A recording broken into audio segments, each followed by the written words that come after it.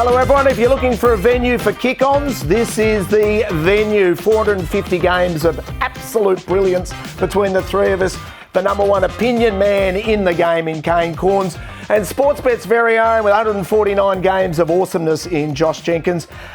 Kane, love what you've done with the place, mate. Thanks for allowing us in your world. How good is this? What an intro from you. You're an absolute pro. So, no, I'm thrilled to be here. We're going to have a lot of fun this year and kick on after the Thursday night game. And where else would you rather be, JJ? Absolutely. Was just thrilled to get the call up. Like, yourself, you're hosting everything. You're one of the best in the business. Shiny up top and shiny all around. Oh. And whenever we can pinch a minute or two with the great man. He's hard to get a hold of these days. What's he been doing during the summer? I haven't seen much of him. I haven't seen much of him either. I've seen a little bit of his work on social. Oh, hello. Oh, this is unfair. I hate to see a young man let himself go. I hadn't seen this. What's this all about, Richard? Mate, put a shirt on, brother. Sunscreen, face, a sweat. It was 44 degrees in Adelaide on this day. The day that Port Adelaide decided to get rid of their great coach and just have him hang around for another 12 months before Josh Carr takes over. So I couldn't hold back and I had to share my thoughts. Which, tell you what, he looks like he's been punching a bit of brick. Been in the strong room. Hasn't he? Typically, I've seen Kane run around the streets of Adelaide back in the day and Shuffle. Yeah, it's a shuffle. It's a fast shuffle. But a little scrawny, but yet the pecs are looking... Yeah. What are we sort of... Well, I went to the physio to sort out my back and he looked at me and said, "You are skin and bone. If you continue to go down this path, you're going to age horribly. Right. So you need to get in the gym." And I took the advice. Right. And wow, here we are. Eliud Kipchoge, if you don't mind. Hey, talking about fashion, and I look at you, JJ, always as our absolute fashionista.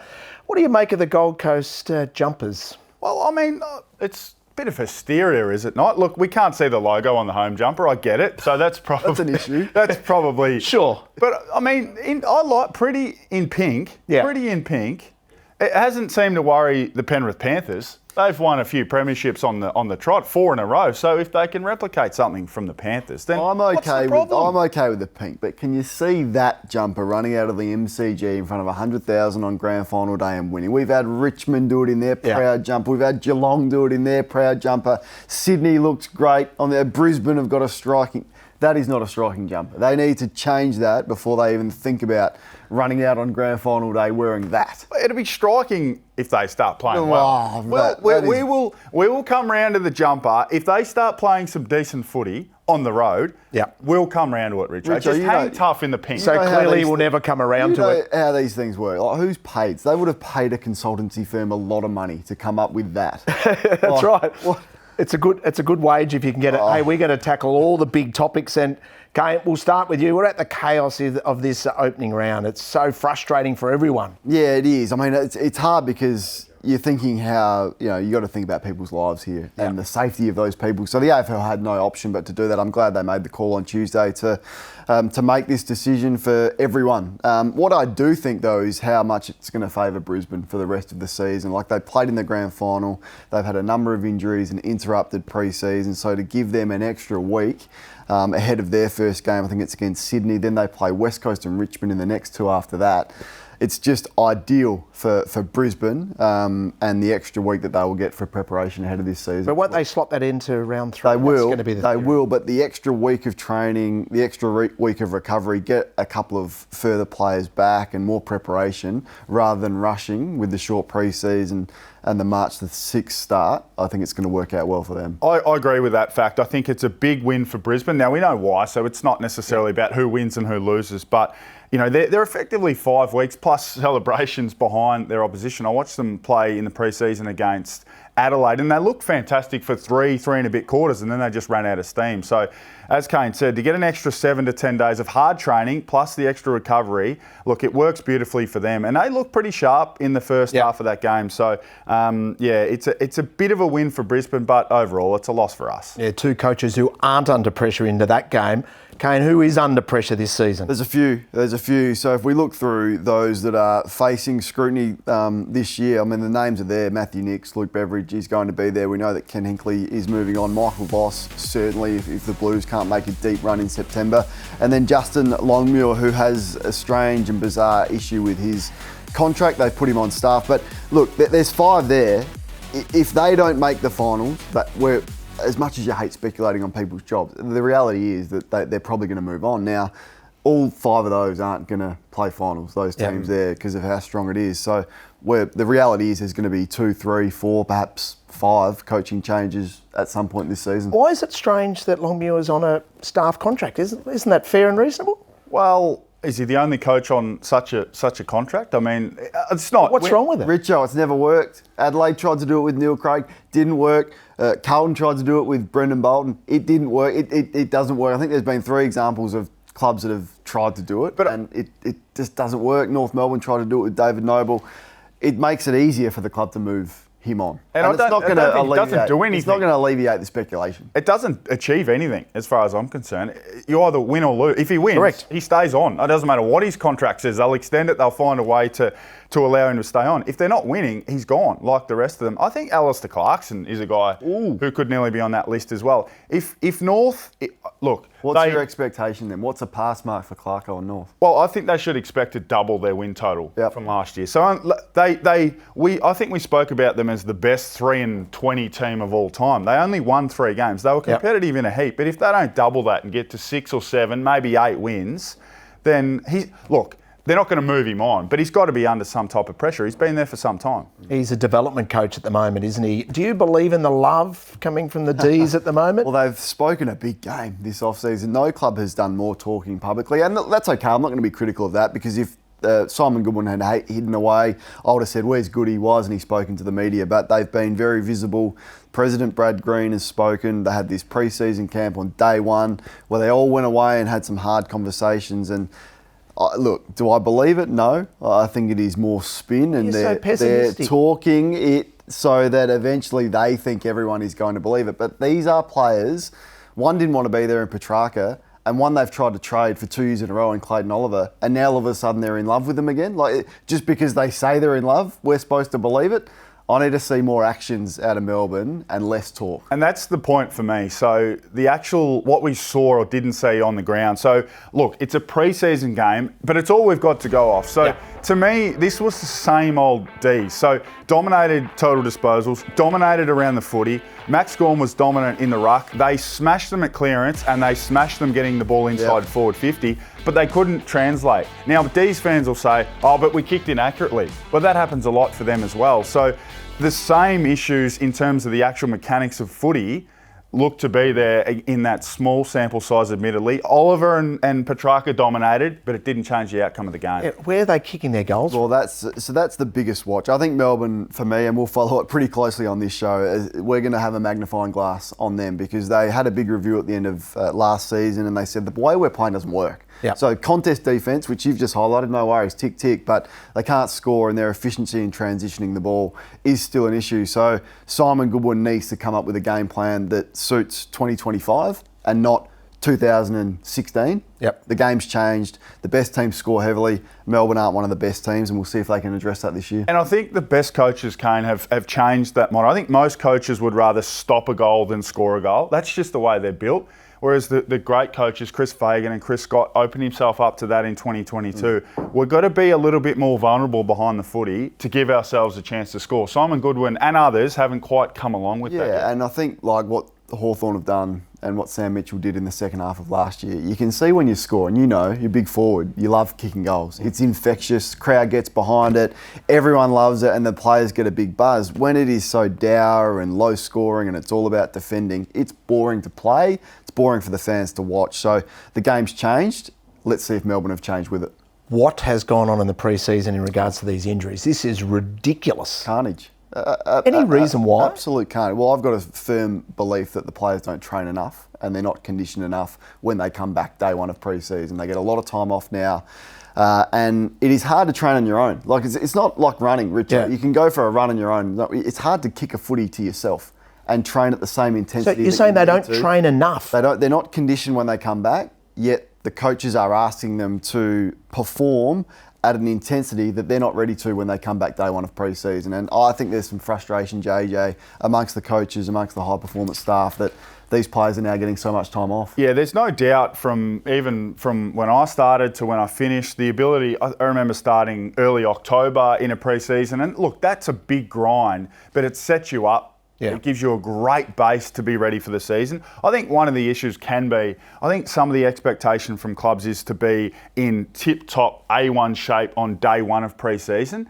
I think we've got to remember day one of pre-season, in my opinion, is the start of that's the start line, not the finish line. Some clubs treat day one of pre-season as the finish line. Therefore, you've got to be in tip-top A1, rock-hard fit shape for 7 months, and I think that's where you can start to see some issue. It's interesting. Damien Hardwick spoke a lot about the fact that it's fragmented as opposed to allowing them to get a good run at it. It's a bit of consistent training. Yeah, there's frustration as well with how you can monitor your players in the off-season. You're just really not allowed to contact the players anymore. It's ludicrous. It is. So JJ's right. You've got to build into the pre-season, but we've run out of time for that build because you've got, 3 or 4 weeks before Christmas, another break, then you come back and we're starting on March the 6th. So I think the AFL Players Association need to address that, and it's the players and the clubs that have been hurt by this. JJ, we're going to turn back the clock for you because we're going to put on a shot clock before you threw up a brick back in the day. And these are the big... You're not wrong, Richard. These are the big topics, and the shot clock is on. Who's going to be the surprise pack? We've got 30 seconds between the two of you. Surprise packet, I'm going to go with my Gold Coast Suns. Oh, he's left me 25 seconds, so I can just take my time here. Was it 30 seconds per topic? 15 each. 15 seconds. I've still got 15. I can just sit back. No, but I'm with you. We're not going to agree much, I don't think, JJ and myself, but I agree with him on that one. I think the Gold Coast could push towards the top 4, let alone the top 8, with the amount of talent that they've got on their list, and it could be the start of a dynasty. Wow. And even if they are a surprise pack, would anyone care? That's another topic. Surprise slider.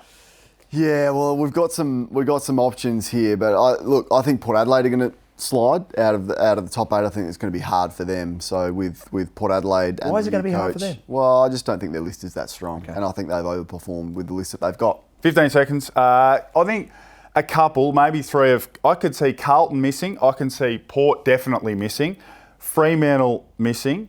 The Dogs could miss, and I didn't quite have the courage. 2 seconds one ago. would do. Sydney could miss. Sydney could miss. They looked unstoppable last year. Sydney could miss. They look like the best team in it. Biggest impact new recruit is on the shot clock at the moment. So I was negative about Port Adelaide, but Joe Richards, no one really knows about this kid, hasn't played much footy, but they are absolutely raving about them. My brother's a forward coach at Port Adelaide, and every time I speak to him, he says, wait till you see Joe Richards play, so I'm going to go take his word. They've needed hard running. They just haven't had those type of players in their team. I'm going to go with Daniel Rioli on the Gold Coast. Won the BNF at Richmond last year. Now, you might say that wasn't difficult to do, but I haven't got any BNFs.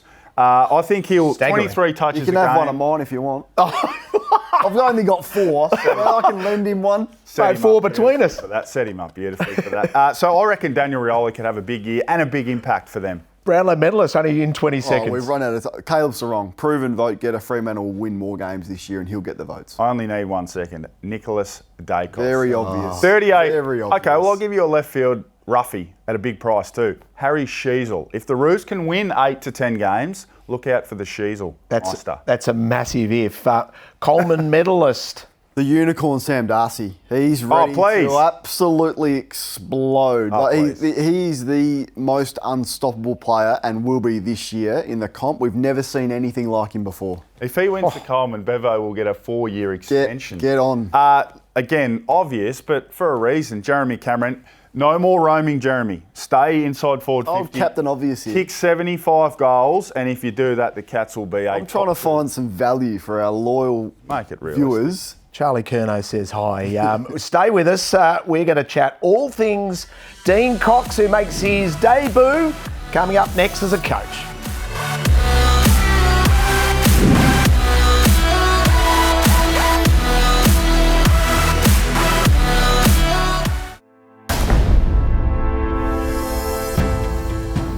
Welcome back to Kick Ons, and this is going to be one of the stories that develop throughout the season of 2025. The bounce back for the Sydney Swans after that horrendously disappointing grand final against the Brisbane Lions, where once again they just did not turn up to play. So the big question that we're going to ask our two experts is what is going to be on Dean Cox's whiteboard when he goes for the first game? Well, JJ, I know you've had some thoughts about this, but I think they've addressed that as well as you possibly can. We've both played in disappointing grand final results. Mine, the worst ever, 119 points, the most embarrassing day of my football career, and it ripped the club apart because we just tried to brush it under the carpet and move on. Sydney haven't done that.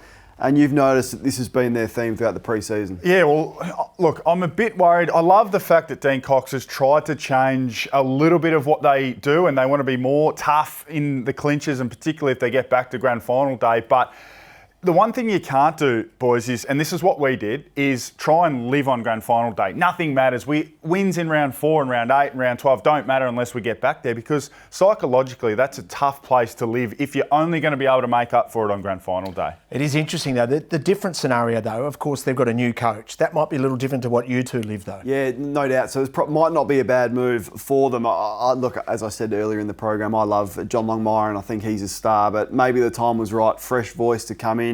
The personnel-wise, I think they're fine. They've got some young ones pushing up. Errol Goulden's going to hurt them. McCartan's gone forward.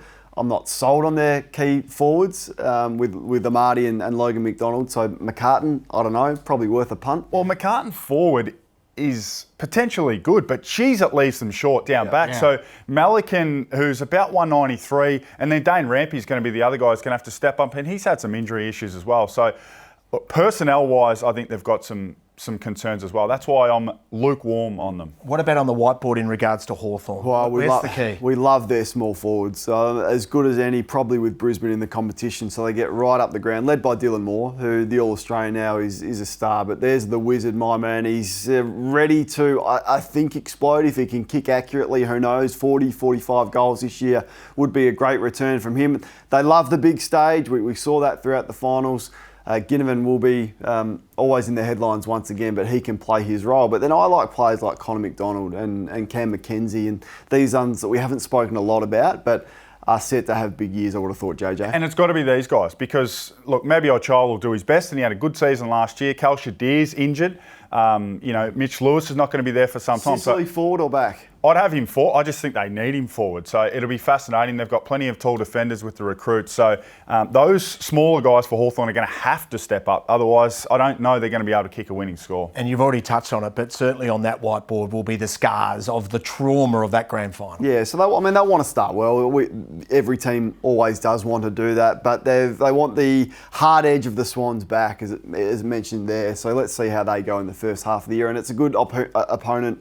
First up, Hawthorn, no better test for them. And they're going to nibble them. So, they're going to be gettable, I think, from a psychological perspective. How easy is it for opposition players to be able to say, look, twice on grand final day? What was that? Yeah. Look, we weren't even there. Yeah. We won't talk about that. But you guys wet the bed again on grand final day. And even to Isaac Heaney, he looked like the hottest player in the game last year, but performed poorly on grand final day. So he is susceptible to those barbs, I guess, from the opposition this year. So I think he's mature enough to handle it. But I think they bounce back big time. Let's turn our attention to the other game, and this is going to be really interesting.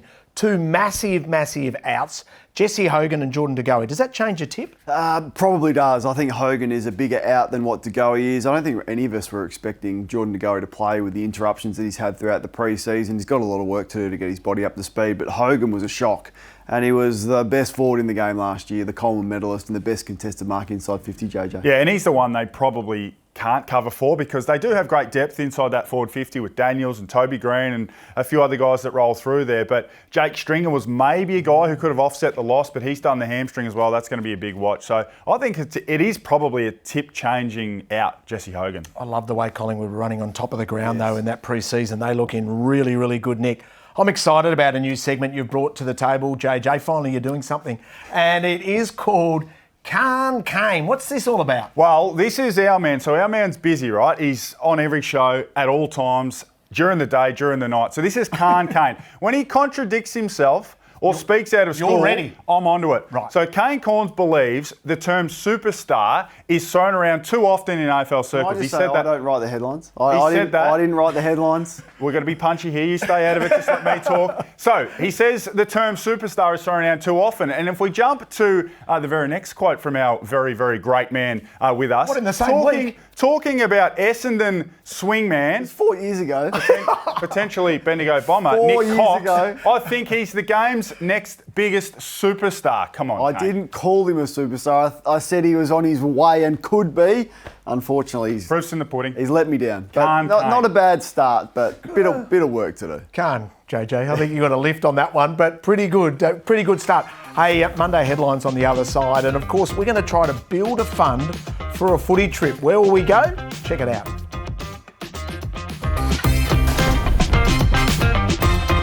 Monday headlines on Kick Ons. JJ, lead us away. Look, I know we've had some things out of our control, but the closer we get to the footy season, just start it normally, start it properly. You can have Thursday night footy and Friday night footy in the northern states if you want to, but just give us some footy in Melbourne. We're thirsty for it, we're hungry for it. Start it I normally. think I agree with that. I think it's going to be a tough one for the Swans. So Hawks will get the better of them. Bring back John Longmire. I love him as a coach. I hope he's coaching at this time next year. But Richo, you disagree? Totally disagree. The Swans will. I've got Hawthorn as my slider.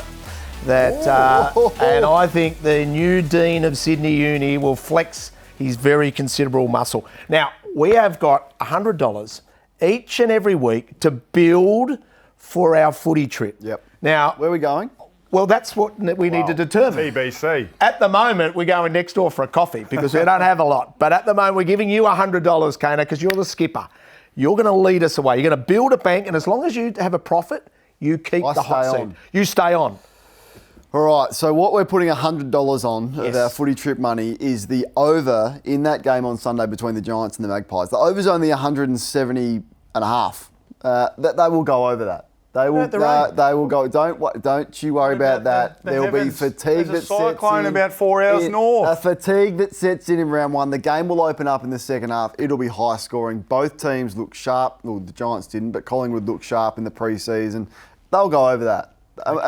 And I'll stay on. Yeah, you'll bank the 88. Be building nicely. Just slowly build. I'm torn because I want to have a turn, but I want us to make some money. Yeah. So, mate, we are a team. This is one of the rare opportunities where we get in behind each other.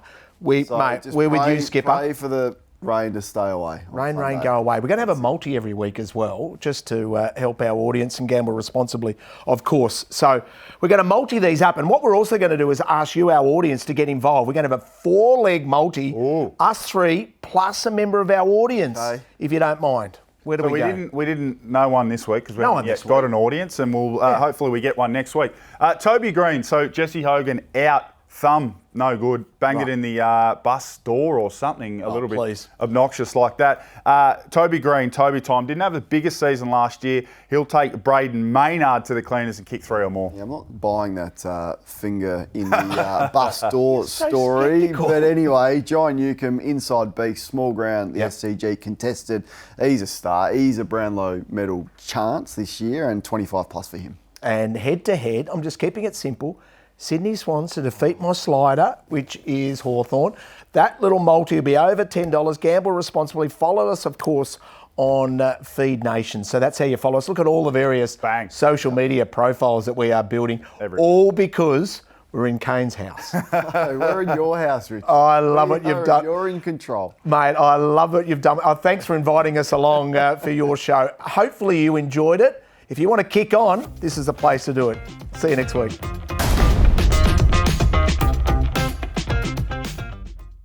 What's gambling really costing you? For free and confidential support, call the number on the screen or visit the website.